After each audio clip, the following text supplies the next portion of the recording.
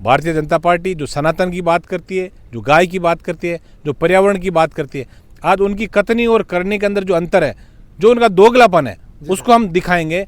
क्योंकि इस बार संतों के सम्मान के लिए राष्ट्रीय लोकतांत्रिक पार्टी के सुप्रीमो हनुमान बेनीवाल जी ये लड़ाई लड़ रहे हैं। निश्चित रूप से एक नया मैसेज राजस्थान के अंदर जाएगा। दादू दयाल जी ने बहुत बड़ी तपस्या की, तपोभूमि है उनकी, तो एक आस्था पे जो खिलवाड़ ये लोग कर। दोस्तों नमस्कार, ये वही बहराना है जहां पर रिको ने संपूर्ण इस बहराना की धरती को रेगिस्तान में तब्दील कर दिया है। लेकिन राजस्थान सहित भारतवर्ष की दो बड़ी पार्टियां, चाहे वो कांग्रेस है चाहे भाजपा है, दोनों पार्टियां इस मुद्दे से नाराज है। लेकिन राजस्थान की एक क्षेत्रीय पार्टी है और उस क्षेत्रीय पार्टी के मजबूत योद्धाओं के रूप में, चाहे नागौर की धरती से वर्तमान के सांसद हैं या फिर खिंवसर से पूर्व विधायक श्रीमान नारायण जी बेनीवाल हमारे साथ मौजूद हैं, जो लगातार इस मुद्दे पर अपनी नजर बनाए हुए हैं और साधु संतों के सम्मान में इस बहराना की धरती पर मैदान पर है। पूर्व संध्या पर तैयारियां अपने जोरों पर हैं, लेकिन आज उसी तैयारियों का जायजा ले रहे हैं और साधु संतों के साथ बातचीत भी कर रहे हैं। आप लगातार यहां पर बने हुए हैं, लेकिन इस रिको ने इस बहराना की धरती को रेगिस्तान में तब्दील कर दिया है। क्या कुछ कहना चाह रहे हैं? देखिए, ये बड़ा संवेदनशील मुद्दा है जी।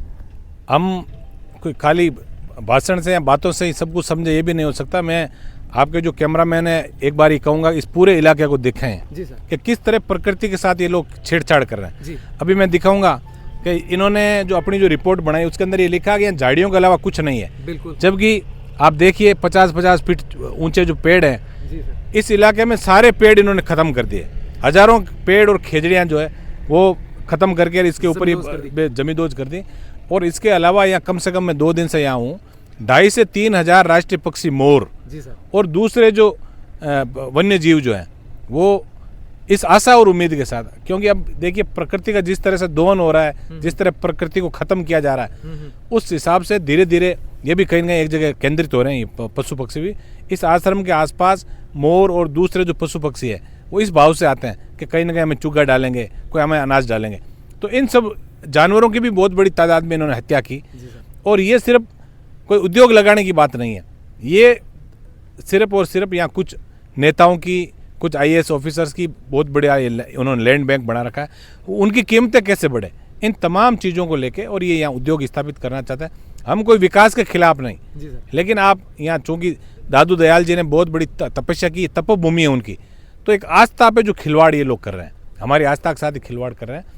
भारतीय जनता पार्टी जो सनातन की बात करती है, जो गाय की बात करती है, जो पर्यावरण की बात करती है, आज उनकी कथनी और करने के अंदर जो अंतर है, जो उनका दोगलापन है, उसको हम दिखाएंगे।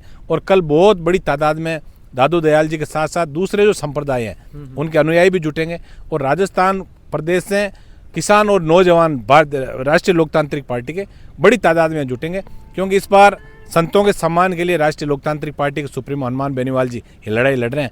निश्चित रूप से एक नया मैसेज राजस्थान के अंदर जाएगा, क्योंकि खेजड़ी के आंदोलन भी हुए, सरकारों में बैठे कुछ लोगों ने बीच में अपना बात को घुमा के और उन लोगों को जो पर्यावरणविद है उनको भी कहीं ना कहीं डिस्टर्ब किया।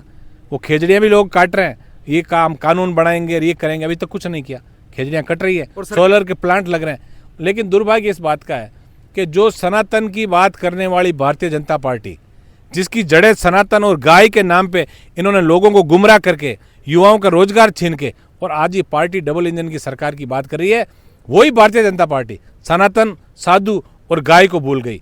कभी कहती थी गाय हमारी माता है, कि आप माता के साथ ऐसा व्यवहार करोगे, पर्यावरण हमारा ये है, पर्यावरण के साथ ऐसा व्यवहार करोगे, तो जनता कल इनसे जवाब मांगेगी कि अब तुम्हारा दोगला रवैया नहीं चलेगा भजन लाल जी। और चूँकि भारतीय जनता पार्टी का जो उद्भव हुआ वो तमाम मुद्दे थे, धर्म के मुद्दे थे, सनातन की बातें थी, लेकिन वो जो जड़ जो इनकी है वो ख़त्म हो गई। नई पौध जो है भारतीय जनता पार्टी में आ गए, ये भी कहीं ना कहीं कॉमर्शियल हो गए नेता। देखा नेता भारतीय जनता पार्टी, उप मुख्यमंत्री जी का यहाँ इलाका है, मैं 2 दिन से इस इलाके में घूम रहा हूँ। मैं दावे के साथ आपको कह सकता हूँ कि हमारी विधानसभा जो राजधानी से 350 किलोमीटर दूर है, उसमें भी सड़कें यहाँ से 100 गुना अच्छी आपको मिलेगी।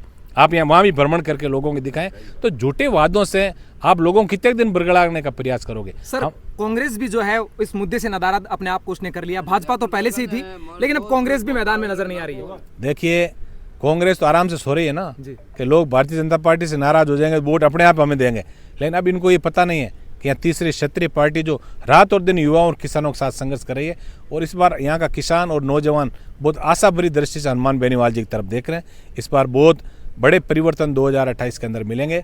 एक साधु संतों का आशीर्वाद जो हमारी पार्टी को पहले कम मिला, अब 2 दिन से इस मुद्दे के बाद हमें पूर्ण भरोसा है कि साधु संतों का आशीर्वाद भी हमें मिलेगा, और निश्चित रूप से एक अच्छे राजस्थान की जो कल्पना यहाँ का युवा कर रहा है, उनके कल्पनाओं को पंख लगेंगे। हनुमान बेनीवाल जी के नेतृत्व में बहुत बड़ा आंदोलन हम खड़ा करके, और 2028 के अंदर हम राजस्थान की विधानसभा के अंदर युवाओं और किसानों के सपने का राजस्थान का झंडा हम बुलंद करेंगे। मिलकर यहाँ डंका आंदोलन नहीं किया और इसमें हमारी जीत नहीं हुई, तो जैसलमेर और बाड़मेर तक की ओवन और ये डोली भूमि जो है वो कहीं ना कहीं सरकार बड़ी कंपनियों को लीज पे दे देगी और हम देखते रह जाएंगे। इसलिए मैं तमाम लोगों से अपील करूंगा, राजस्थान के लोगों से, कि कल का जो आंदोलन है वो बहुत महत्वपूर्ण है, एक नई दिशा तय करेगा राजस्थान के अंदर। बिल्कुल, कि हमें आस्था के साथ, हमारी आस्था के साथ खिलवाड़ नहीं हो, पर्यावरण भी बचे हमारा, और साधु संतों का सम्मान भी लौटे। इन तमाम मुद्दों को लेकर हनुमान बेनीवाल जी के नेतृत्व में और साधु संतों की अगुवाई में हम कल बेराना की धरती से बड़ी ओंकार भरेंगे, और निश्चित रूप से हमें पूर्ण आशा है, क्योंकि न्याय योद्धा की उपाधि ऐसे नहीं मिले हनुमान बेनीवाल जी, उनकी स्ट्राइक रेट 100%, जहाँ भी जाते हैं न्याय मिलता है, और यहाँ भी साधु संतों का सम्मान लौटेगा। हम पर्यावरण को खत्म नहीं होने देंगे, और भजन लाल जी की सरकार को हम घुटने टिकाएंगे कल यहाँ। बिल्कुल, बहुत बहुत धन्यवाद सर। स्ट्राइक रेट 100% बताई है, और ये सटीक भी बैठता है। युद्ध नहीं जिनके जीवन में, वो भी बड़े अभाग्य होंगे। या तो रण को छोड़ा होगा या फिर प्रण को तोड़ा होगा।